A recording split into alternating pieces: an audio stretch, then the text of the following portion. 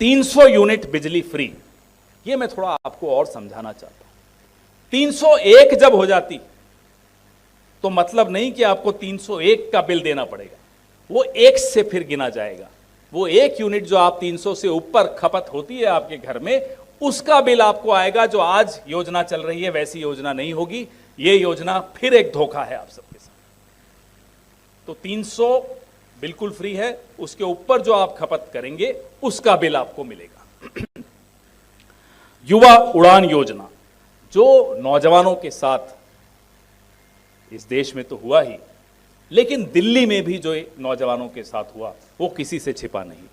हम बार बार आकर आपके सामने कहते हैं साहब नशाखोरी बढ़ रही है, क्राइम बढ़ रहा है।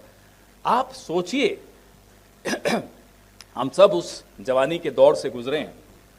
कितना जोश, कितना उत्साह, कितनी उम्मीदें लेकर हम यौवन की दहलीज पर कदम रखते हैं, और जब हमारे साथ लगातार धोखा होता है, हम घर से बाहर जाएं तो माँ बाप कहते हैं साहब बाहर मत जाइए, बाहर क्राइम है, पता नहीं क्या होगा, कोई दुर्घटना ना हो जाए।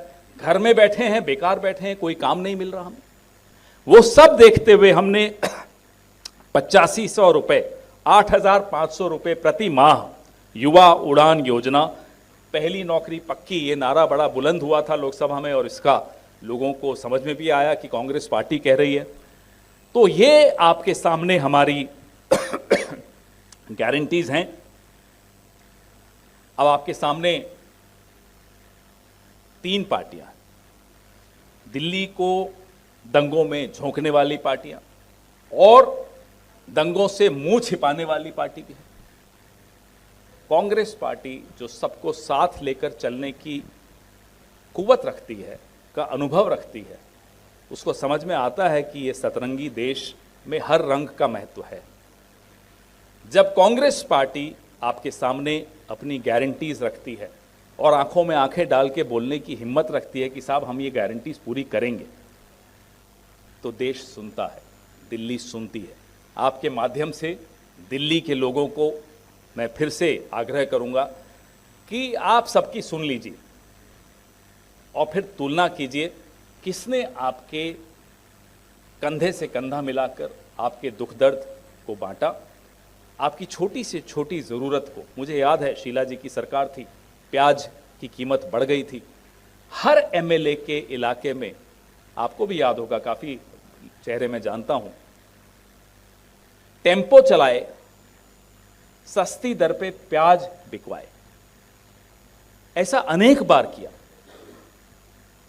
थोड़ी सी भी मुसीबत अगर दिल्ली पे आती थी तो हमें सुबह 6 बजे शीला जी का फोन आ जाता था कि आज थोड़ा जल्दी आना है, मीटिंग है, और फिर उसी वक्त एक्शन, कौन क्या करेगा, शाम को फिर रिव्यू।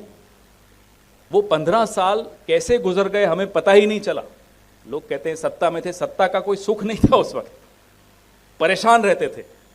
लेकिन आज जब पीछे मुड़कर देखते हैं तो एक संतुष्टि भी होती, काम करने का जो अनुभव मिला, सीखने को मिला, काम करने का एक अलग आनंद आता है, वो उस वक्त हमें मिला। और दिल्ली की जनता ने भी 3 टर्म्स से हमें नवाजा, इसमें कोई शक की बात